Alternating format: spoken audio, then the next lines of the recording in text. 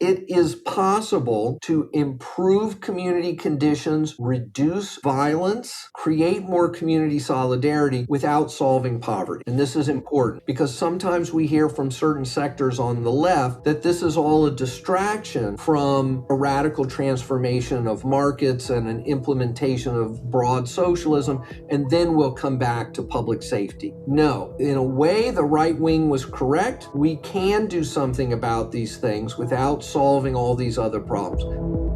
You're listening to This Authoritarian Life, a podcast in which we explore everyday human stories to make sense of authoritarian politics. My name is Krzysztof Szombati. And I'm Erdem Evren.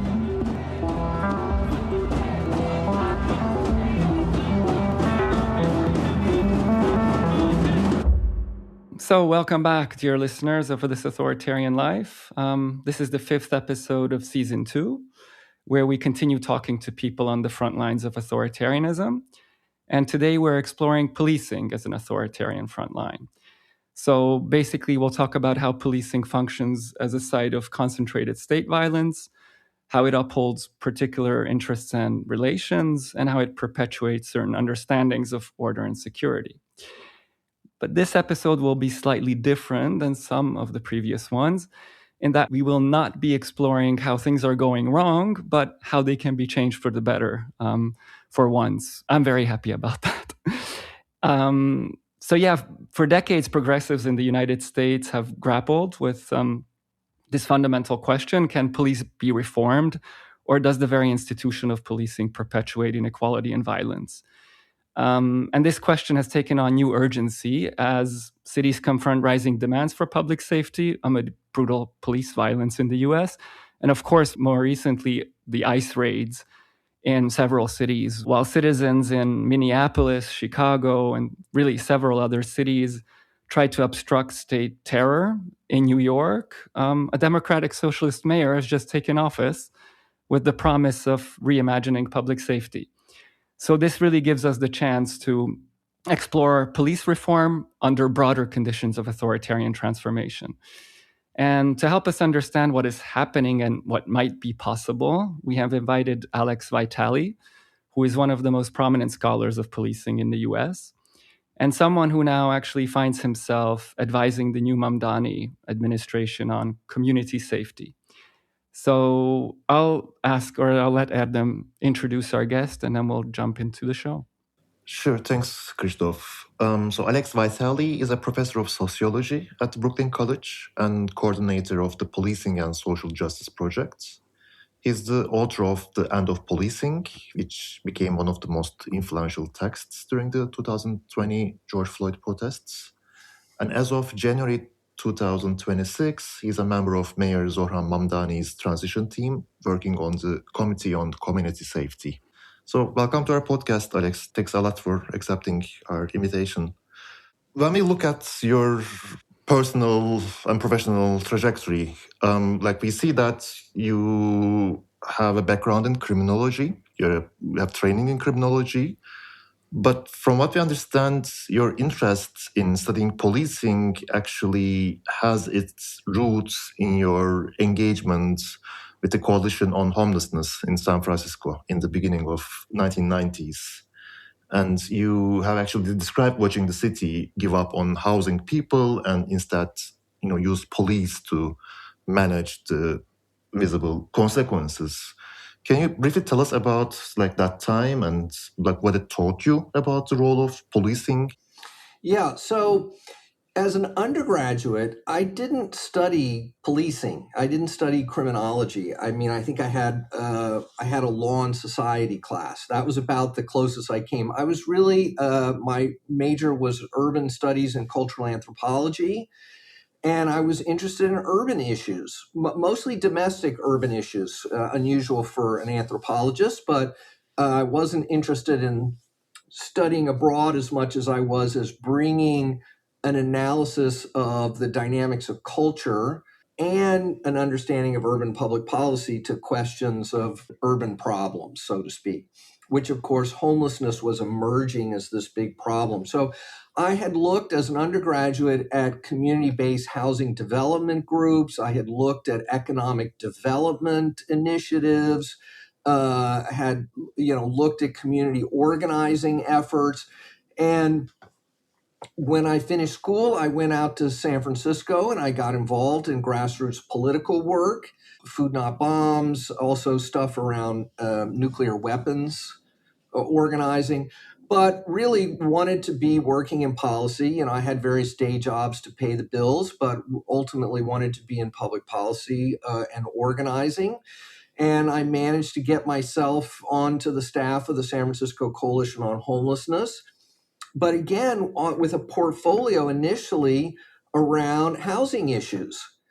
I was staffing a county committee that there was a federal mandate for counties to develop affordable housing plans, and I was representing extremely low and no income San Franciscans in the planning of this policy document. And that's really what I kind of studied and was interested in. And this was the early 90s. But this was also the period when we began to see this ramping up of the criminalization of unhoused people on the streets. And my boss at the time said, look, we don't have anyone on the staff with a legal background right now. You've been arrested, you've been in the courts, we happen to know this, and would you be willing to go out and talk to people? Like we do outreach and we talk to people, so we're hearing about this, but we'd like to give you this additional portfolio. And so that's where these insights begin to come together that really have guided my work since then, which is this idea that there is a direct linkage between neoliberal economic reorganization, governmental austerity, and aggressive and invasive policing and criminalization. And it was clear that at a certain point, the city of San Francisco, despite some efforts, really was not willing to directly intervene in housing and land markets in a way that would create enough social housing to address this problem. Like they had ceded that territory to the market and were unwilling to directly intervene. And that left them very little room for maneuver, mostly in terms of the delivery of emergency shelter, which they couldn't even do that on an adequate scale. And therefore, they were left with what they perceived as a disorder problem, which was producing political problems for them because people were demanding that something be done. And so what there was to do was to turn the problem over to the San Francisco Police Department, who dug out old regulations and whatever they could find to justify the forced removal of people from high visibility public spaces, the displacement of encampments that were, included important political messaging elements, and really driving people into a further state of immiseration. Was there a historic precedent to this, by the way? Well, I think a deep historical precedent. I think we saw some similar situations during the Great Depression of the 1930s, but there wasn't really a precedent that was in our lifetimes that people were directly drawing on. I don't think. So there was some improvisation going on in the beginning on behalf of the police and also the city hall in a way. Absolutely. So we would find, they would try to use some statute and we would say, look, you're using this improperly. This is unconstitutional.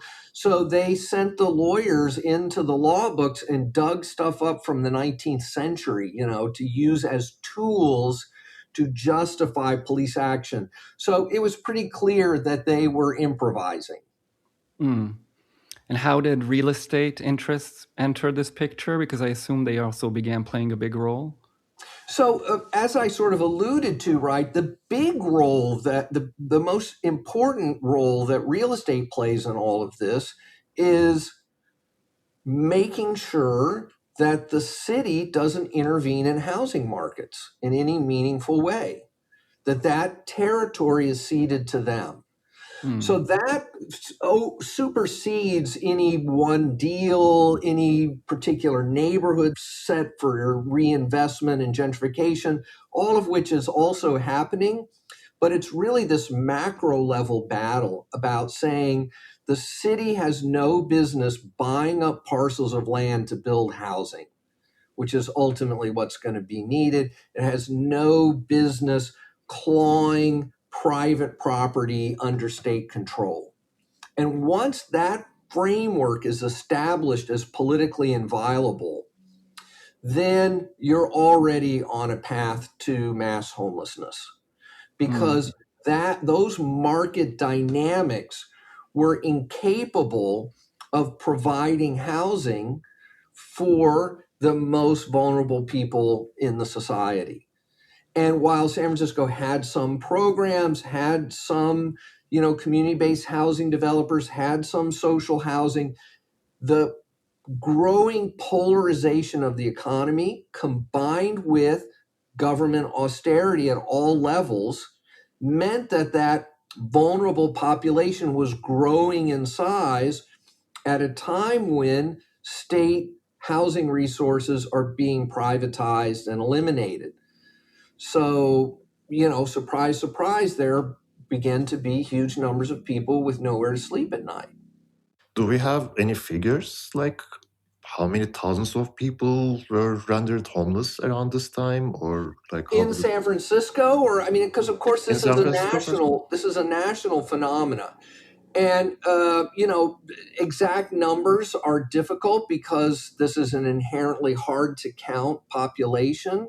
But we knew in San Francisco that there were hundreds of people every night who lined up for a shelter bed and were turned away.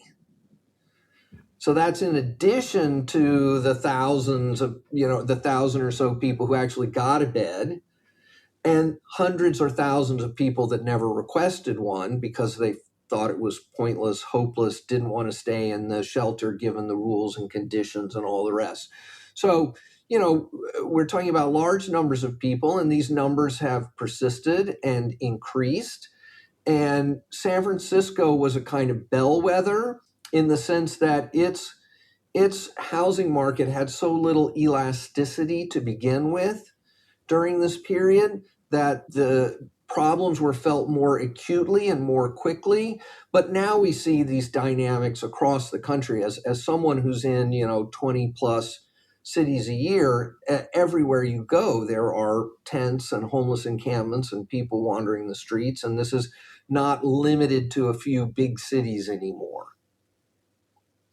Maybe we should also mention that right now in Berlin, we also have a homelessness crisis of sorts. I've been living in Berlin for more than 10, 15 years, and I haven't seen this many homeless people so far. And probably the turning point was, I think, COVID and the lockdowns. But at the moment, in my neighborhood, but apparently even in more affluent neighborhoods of Berlin, everywhere you go, you see homeless people either living on the streets, begging, etc., etc. It's not as bad as the US, I would say. Still, there is some talk about providing social housing to people. But I would also say that this also went hand in hand with the housing crisis in Berlin. Yeah, it's not just Berlin. I was in Paris last year. Yeah. Tents were visible throughout the central city, people clearly wandering around. So, yeah, this is becoming a European problem, and it is becoming a policing problem because there's this whole discourse now among European police about the need to protect so-called vulnerable populations, which is a way of framing, populations that have been left out of the global economic system And this includes maybe people involved in black market activities like sex work and drugs and stolen goods and whatnot, and people who are unhoused and homeless runaway kids who can't access services, and all of this is being increasingly framed as something where the police can help. Mhm. But that police help, right, will increasingly look like criminalization. Right. So if I read you correctly, your diagnosis is that we're seeing the same mechanism or dynamic or process playing out in different parts of the globe, which is you have a neoliberal transformation, you have austerity on several levels, and then you have the criminalization, basically, of social problems, of poverty and related issues. That is a dead-end street. So let me come to this then. Because in 2017, then you end up writing this book, right? The End of Policing, which is, for some, it's one of the first abolitionist manifestos. For European ears, this whole debate is quite American, US centric. Even the phrase abolitionism in Europe still sounds a bit, what is this? So, it sounds pretty drastic from a European perspective because we're used to different policing, probably. Until now. So can you let us in a bit about how your own thought or thinking led you towards abolitionism and what this means in the current U.S. context?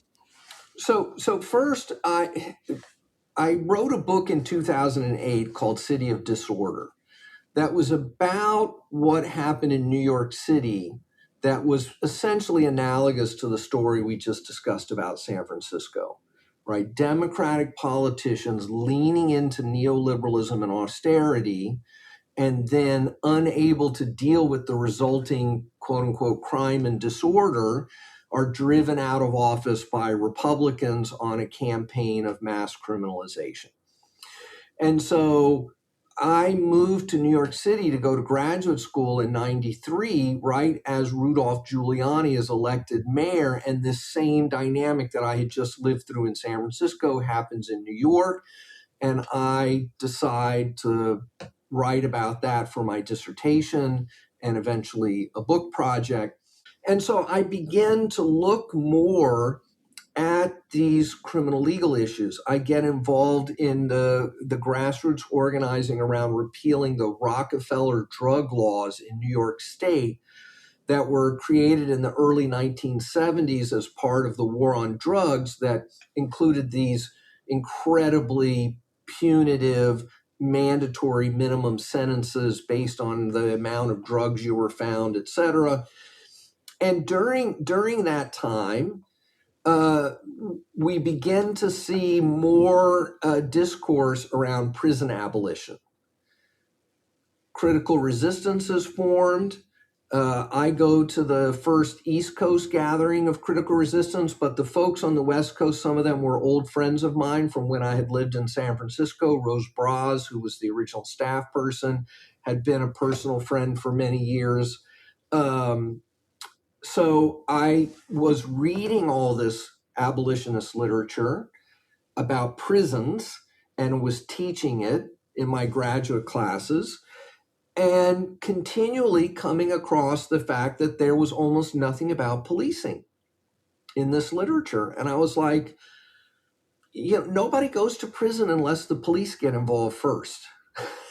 And yet there was just nothing about policing. And I was like, we need to go further upstream.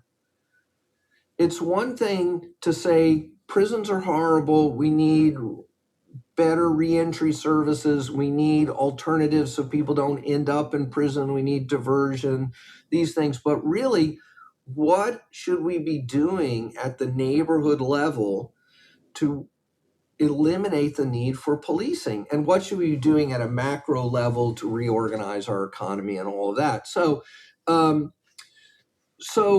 before Ferguson, Missouri happened, before Mike Brown was killed by the police there, Verso Books asked me to come and talk to them about an idea that they had for me. they wanted me to kind of write a book about the NYPD. But I said, that's not the book I want to write. I have this other crazy idea. I've been taking some notes and filling some folders, which is, let's take this prison abolition idea and apply it to policing. Mm-hmm. And they said, that sounds pretty interesting. Maybe we'll sell 5 or 10,000 copies, and that could be good. We think you're a good writer, and I was writing a lot of op-eds and essays, or some, not a lot, some. So they said, yeah, let's do that. Having no idea what was getting ready to happen, because at that time, really, no one was talking about policing issues. Okay, and then Ferguson happens, and we could enumerate several names. Ferguson happens, but the book wasn't ready yet. We had just signed the deal. I was filling these folders. I had written maybe some parts of some chapters. And my experience of anger organizing around abusive policing was that it tended to be very episodic, short-lived, and incredibly reformist. So I made a decision to put aside the active production of the book, because even if I had worked night and day, it would have been another year or so before there would have been a book out. And my feeling was, this is all going to be over by then. I need to intervene now. And so basically, in that year after Ferguson, I wrote like 40 published essays. I just woke up every day angry about something. And I had done this research in large part. I had these files and references and ideas and even some language written out, and I was able to just channel that into these essays. You just said that you were fed up with reformism, or the ideas about reforming the police.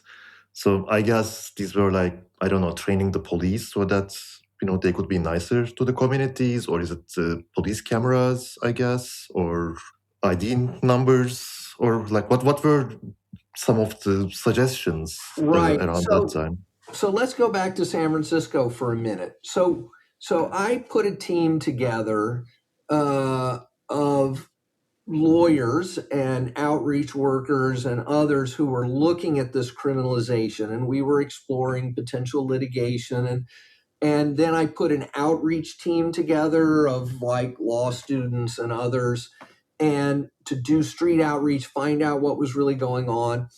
And out of that, we were like, well, maybe we could convince the department to follow the law. And we'll do know your rights trainings, and we'll raise objections when they misuse a law, and we'll go to the police commission hearings and try to force them to follow the law, and that would make things better. But this was a fantasy. And so doing that for a few years made it very clear to me that proceduralist-oriented reforms misunderstand the nature of the problem. As we would convince them or the courts that they were misusing a law, they would just find a new law. We would follow them around and take notes and say, this is unlawful. And so they took the numbers off the cars, and they did things in the middle of the night. And the political imperative to criminalize homelessness was what mattered. And the idea that training or changing the rules on paper or anything like that made any difference was just nonsense. It was incredibly misguided.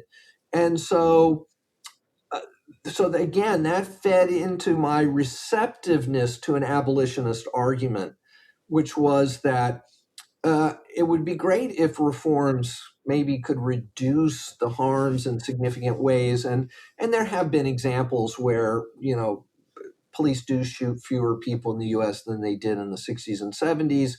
But that was the result of a kind of change of mission and a massive public legitimacy crisis and all the rest.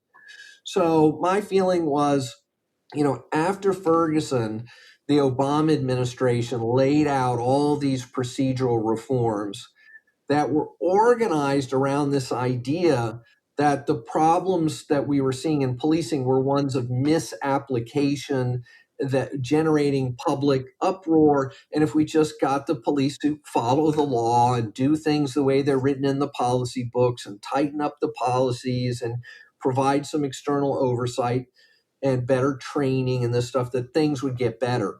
And this is just nonsense, right? It completely misunderstands the nature of policing, the nature of the politics around all this.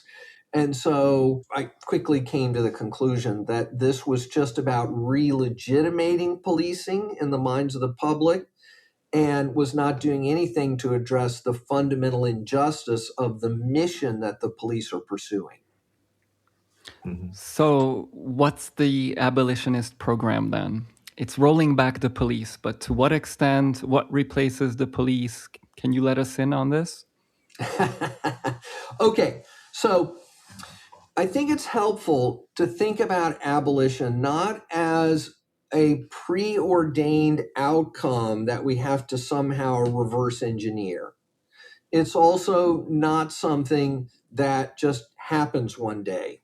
We gain power and then boom, there's no more police.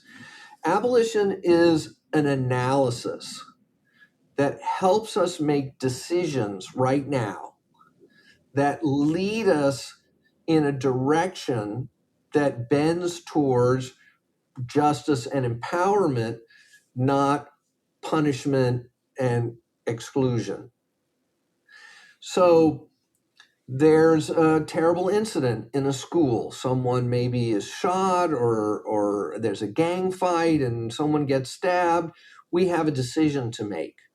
Should we invest in an expansion of carceral and policing apparatus to micromanage the lives of children with metal detectors and armed police in the school and gang databases? Or should we bring in community-based organizations with expertise in dealing with young people from that community, bring in mental health services, reach out into the community to try to connect young people to ongoing services, bring in violence interrupters and mediators and restorative justice specialists? That's a decision we need to make right now, not some far off future. But that decision, if we make the right decision, leads us on a certain path.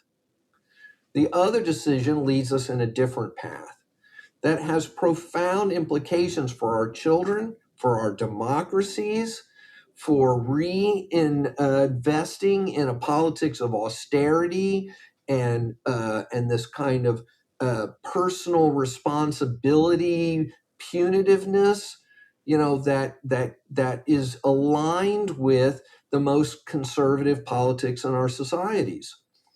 So abolition helps us to see clearly why certain paths are inherently problematic and against our interests.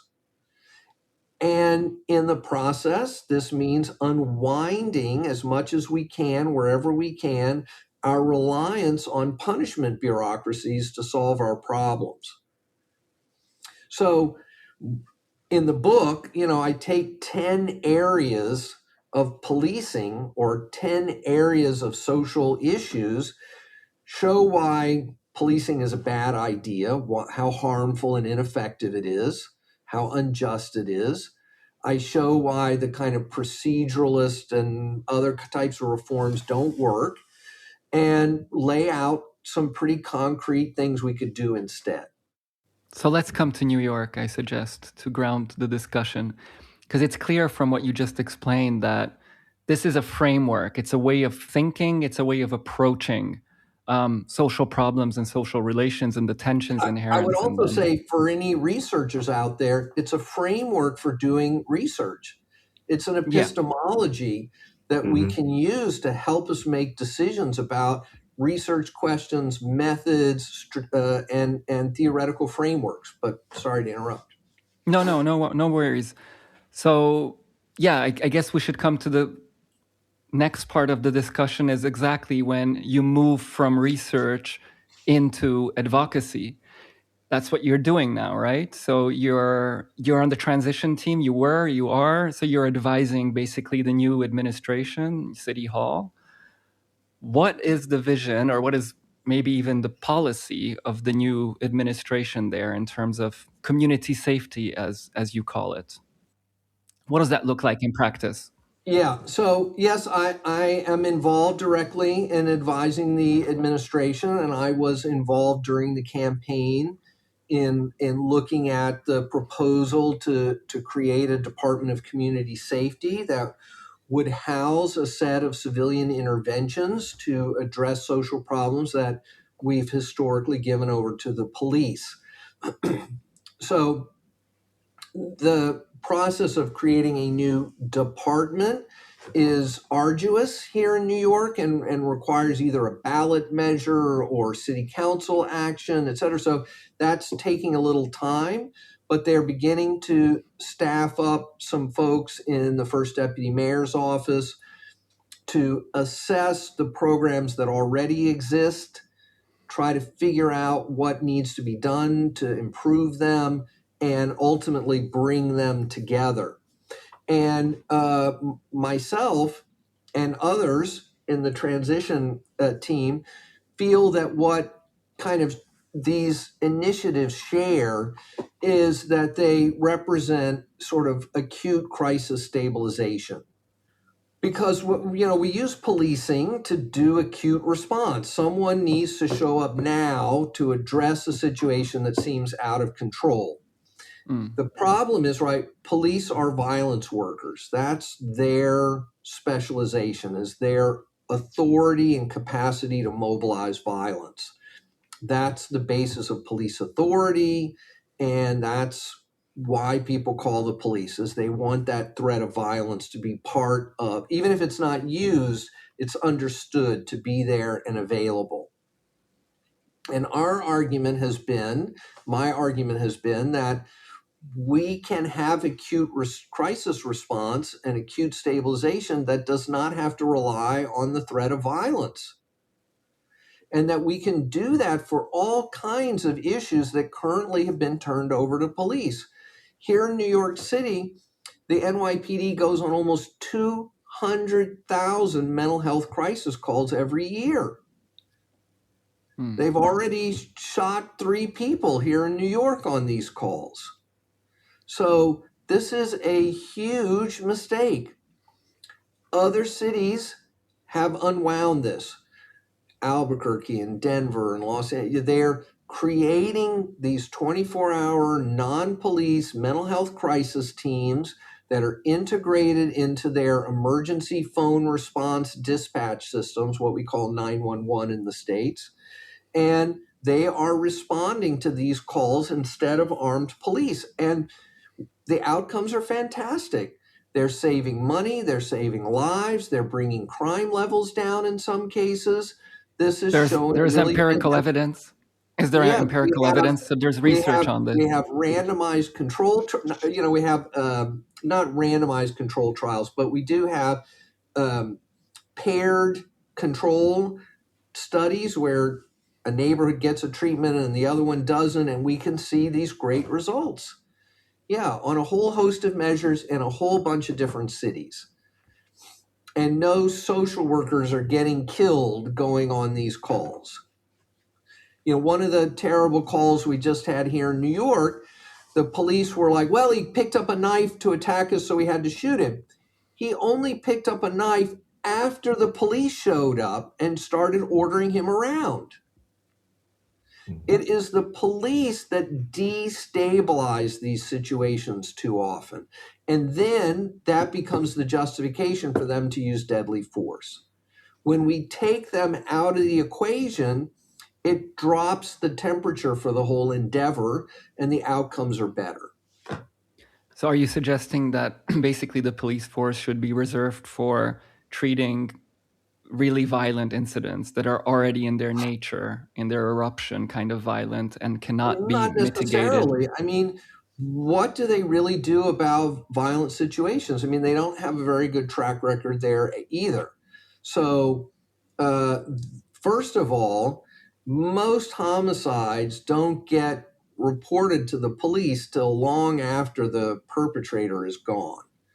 There's very little catching the murderer in the act. It's already done. The patrol officers will go their entire career and never make an arrest like that. It's very, very rare. So this is not really what they do.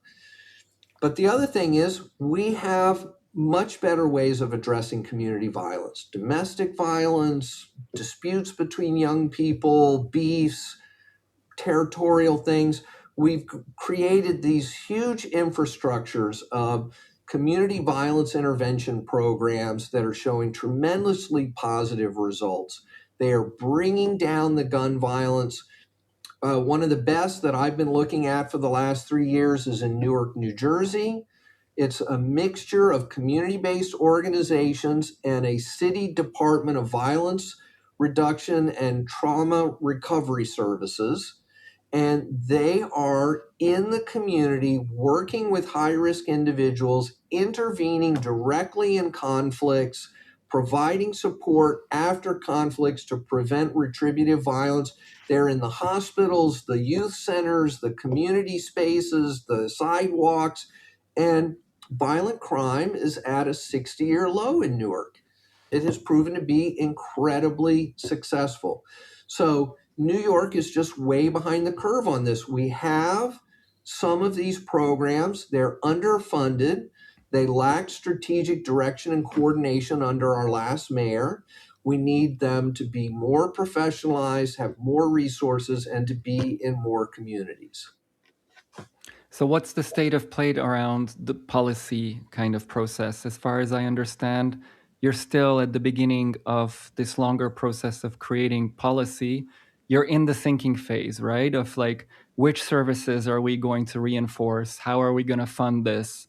Who is going to be responsible for them? How are they going to interact? Did I get that right? That Yeah, it's this way. I think that's right. So, we have these meetings with the administration, and we're in dialogue with them about next steps, one step at a time, but also what's the big vision.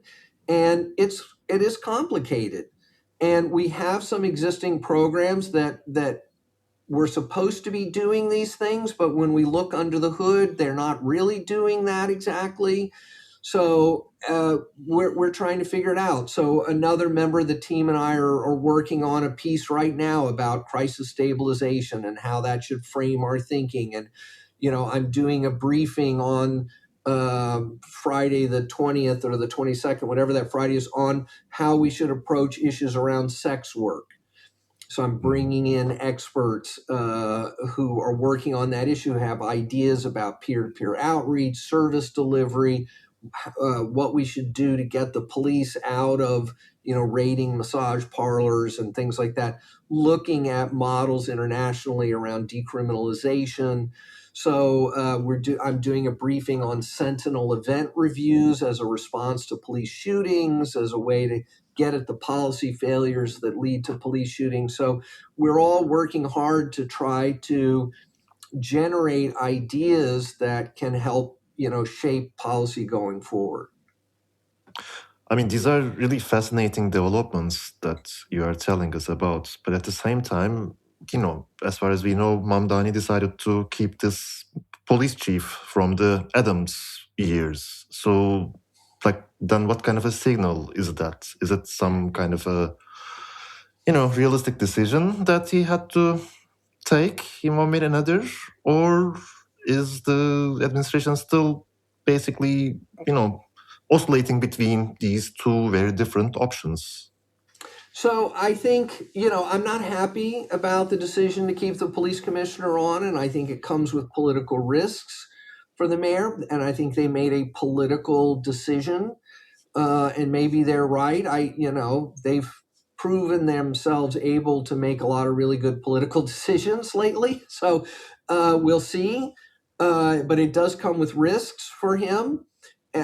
But at the same time, I think they are genuinely committed to this vision of a Department of Community Safety.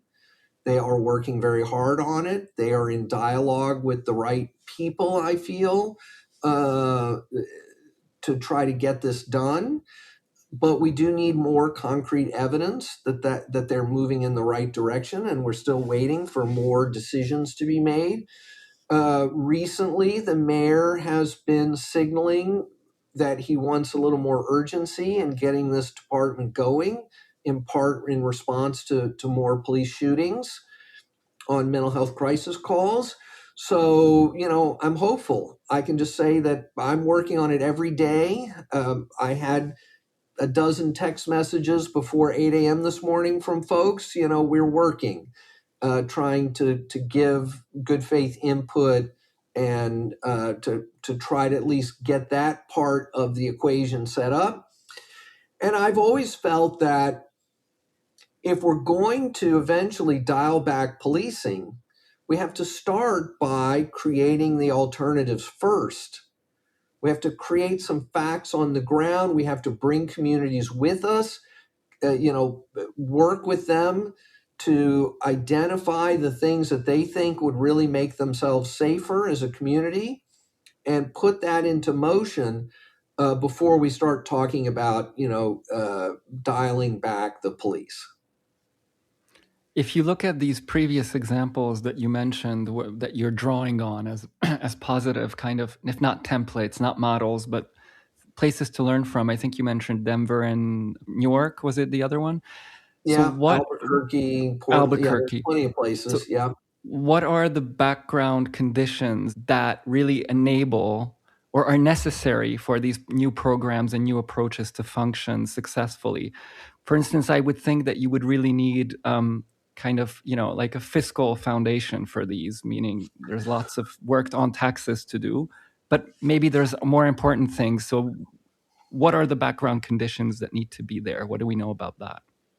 Yeah, so I don't think that this has to start as a massive fiscal investment, because we're not talking about like market intervention at this stage, social housing. I think we need to get there, and it needs to be a part of it. But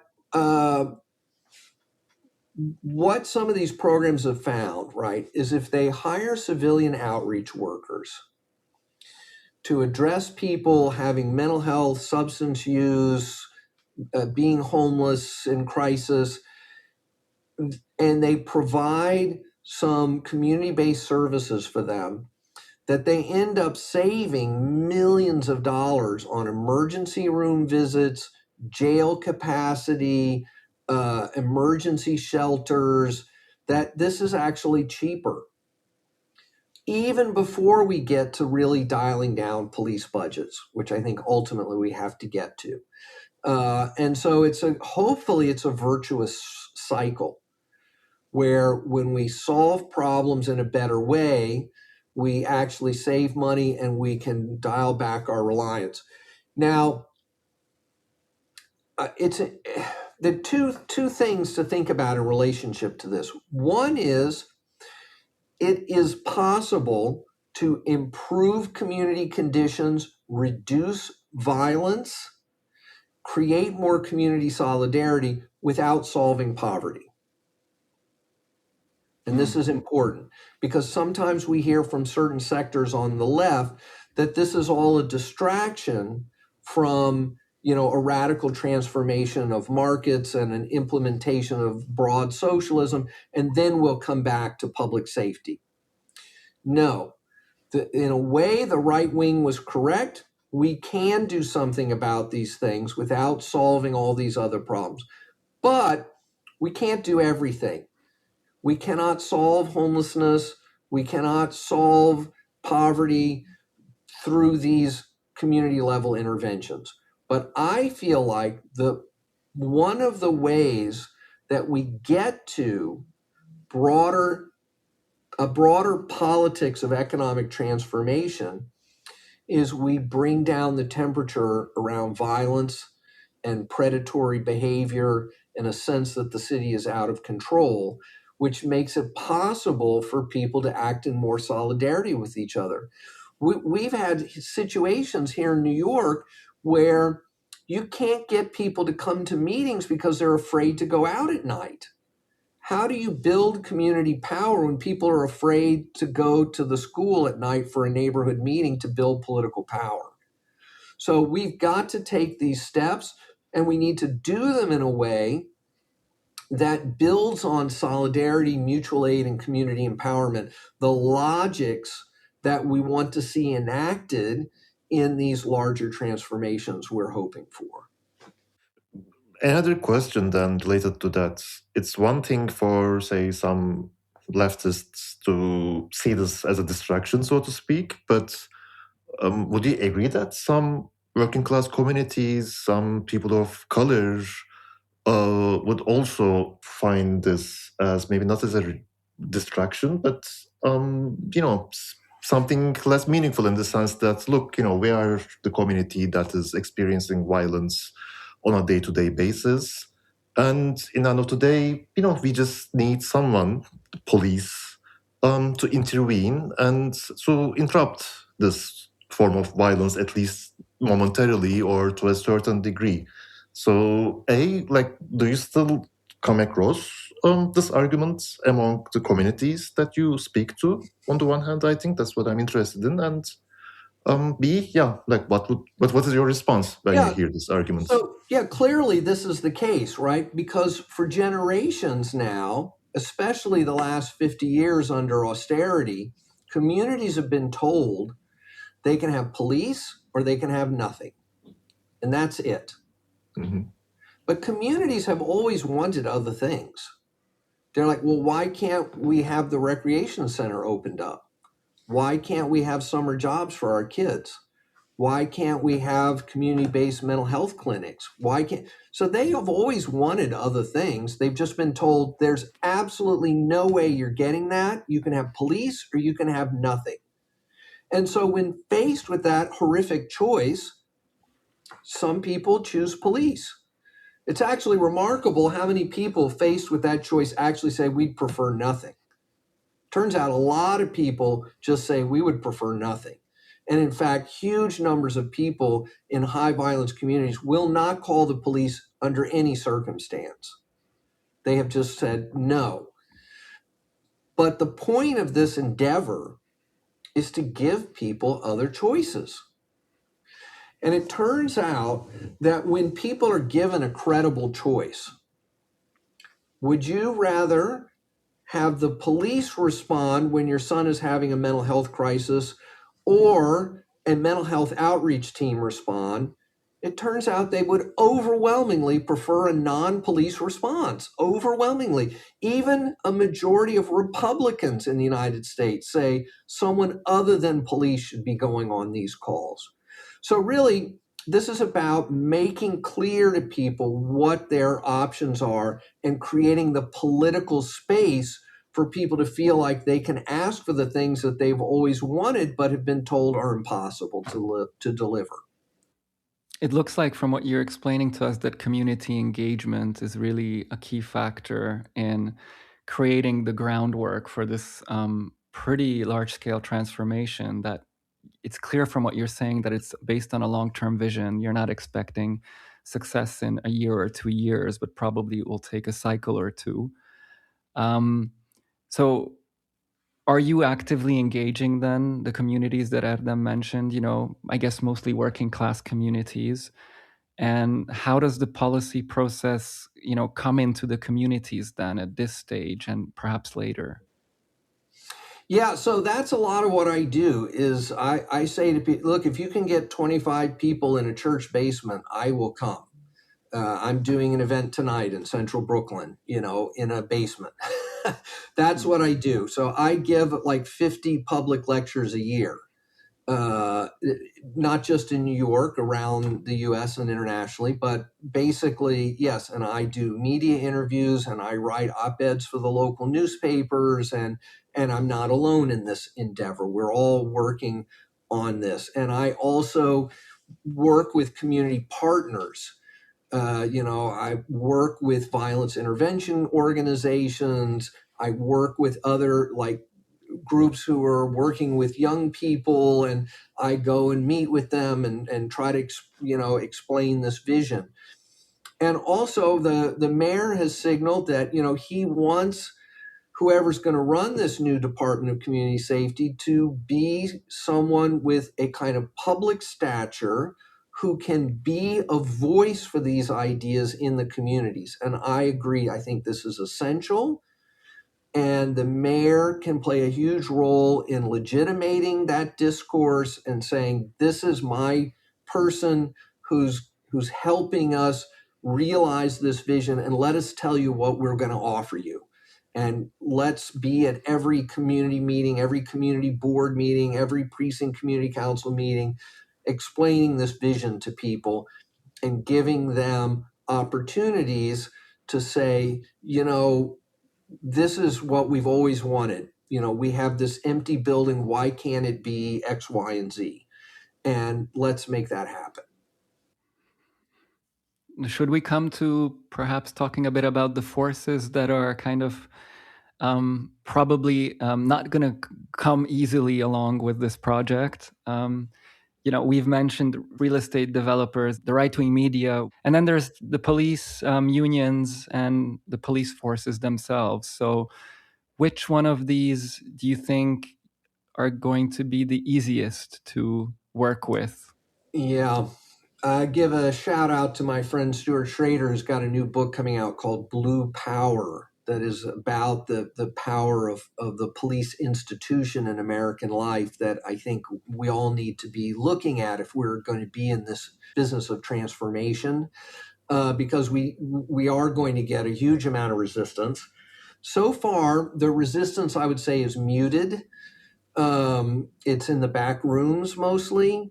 You hear a lot of discourse about, these social workers are all get killed when they go on these calls, and this is ridiculous. Every encounter with the public could be deadly, and if you don't send us, there's going to be hell to pay. And this is just clearly not true. We now have hundreds and hundreds of thousands of calls that have been handled by civilians around the country without these outcomes, But they're going to fight us because they understand that this is a threat to their status, to their legitimacy, to the numbers of police officers. The good thing is right now in New York City, the police unions and the police leadership of the department, which is separate, see that our ideas are very popular, that there is a lot of community support for them, that voters in the election, both the Democratic primary and the general election, were given a very clear choice. Mamdani was the only candidate who did not say we need more police. He was the only candidate who said what we need is alternatives to policing. And he won with a clear mandate to implement that. So the police department, I think, quite strategically has understood that a direct assault on those ideas is not going to go anywhere. They tried it during the campaign. They tried to mislabel him, accuse him of all kinds of false things, and people didn't go for it. And if anything, I think these ideas have even more support since he's taken office. So my view is stay focused on delivering. And I think that's been the approach of the Mamdani administration on their affordability agenda. Stay focused on delivering. And to the extent that we do that, then I think we'll be in a stronger position to defend these ideas.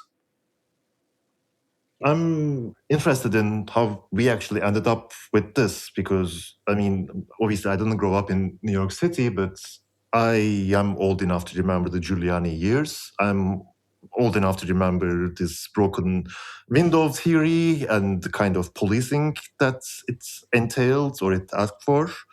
Could you take us through this history briefly?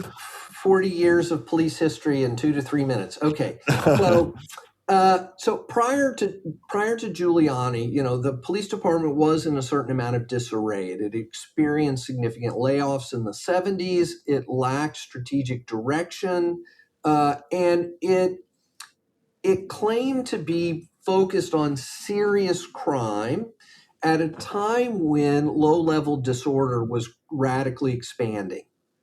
Mass homelessness, graffiti, street level, sex work, all of this was expanding and being very visible and affecting the quote-unquote quality of life of everyday New Yorkers, including working class New Yorkers. And so the Democrats had austerity politics leaning into neoliberalism. Giuliani says, yeah, I'm going to do neoliberalism and austerity, but I'm going to clean the streets. And people are like, well, it's the same economic program, but at least Giuliani is going to address these quality of life issues. So he takes a department that was more focused on avoiding corruption and bad headlines and making a few felony arrests and said, we're going to be now in the order maintenance business. We're going to bring in the broken windows theory to justify this criminalization of vulnerable populations as a public safety matter.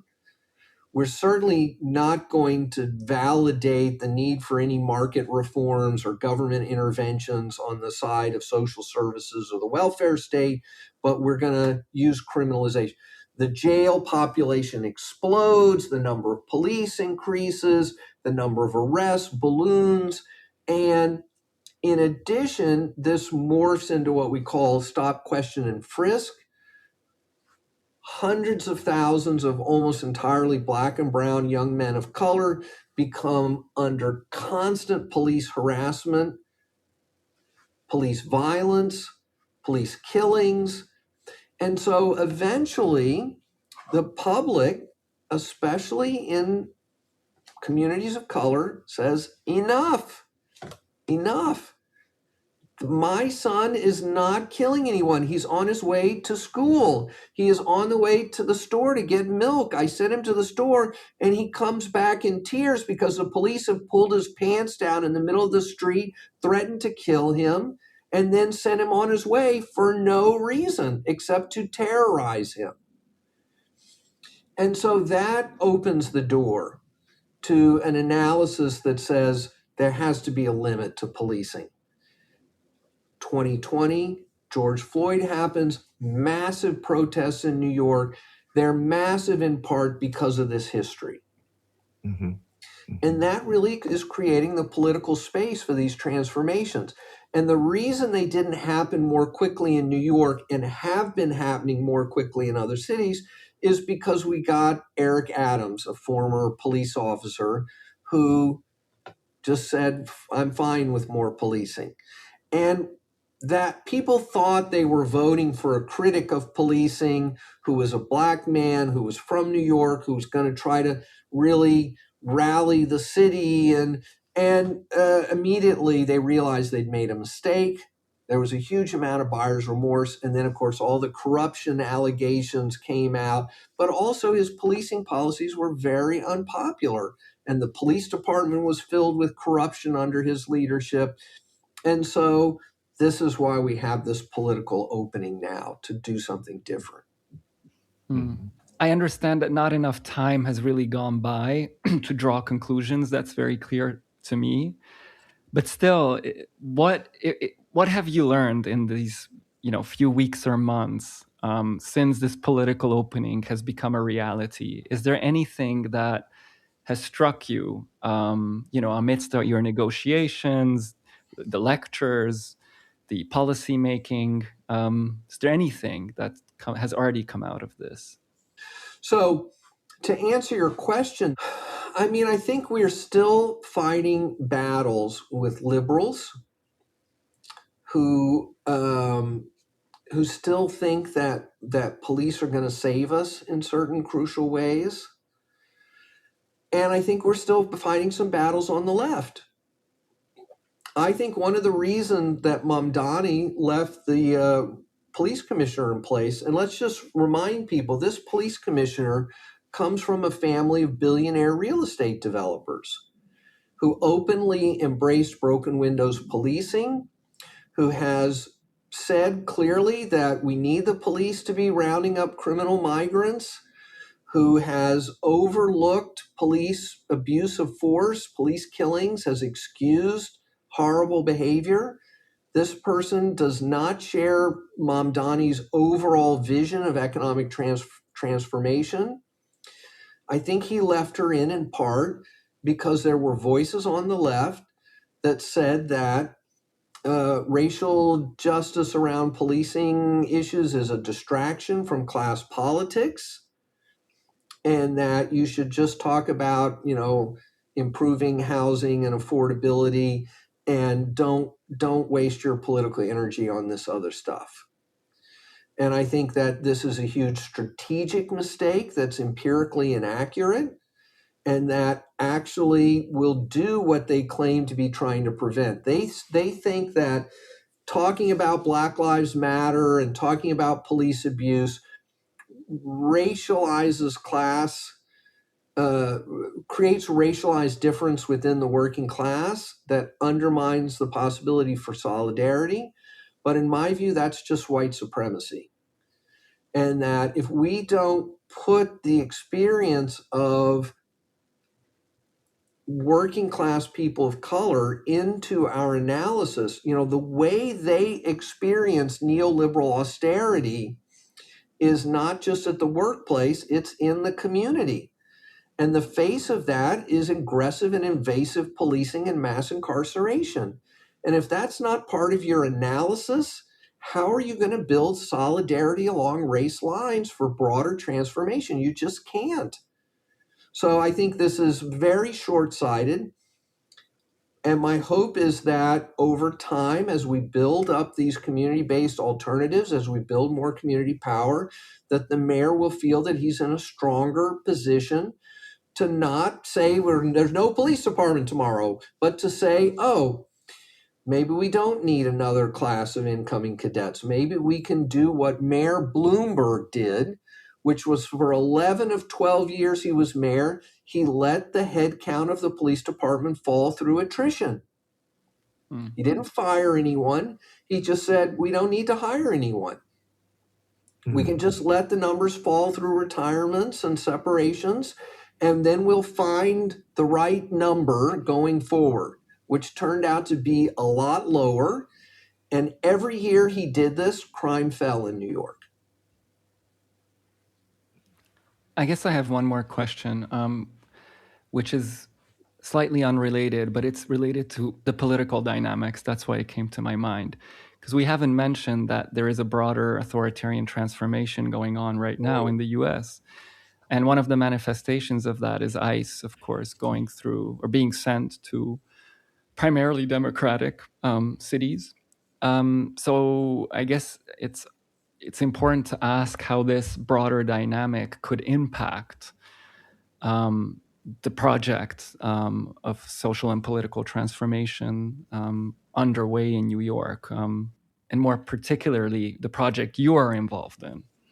Well, I mean, I think, of course, the immediate concerns are much bigger than New York City. I mean, we're already seeing the outlines of a plan to try to undermine democratic elections in November, to retain control of Congress against the will of the American people, to use federal police to directly intervene in political outcomes, to punish political enemies. I mean, this should be terrifying. And I think the American people are getting an education about the inherent risks of police power and the nature of police as a political tool that can be wielded by political leaders to solve their political problems in ways that have nothing to do with public safety or well-being. And I think that we've been fortunate not to have this playing out in the streets of New York in large scale. In small scale we have, but not in large scale. And this could be very disruptive. I will say that I think part of the reason we haven't seen it in New York and why they're dialing it back in Minneapolis is that it's actually not a winning political strategy. That this is, the good news is America is not really ready for fascism.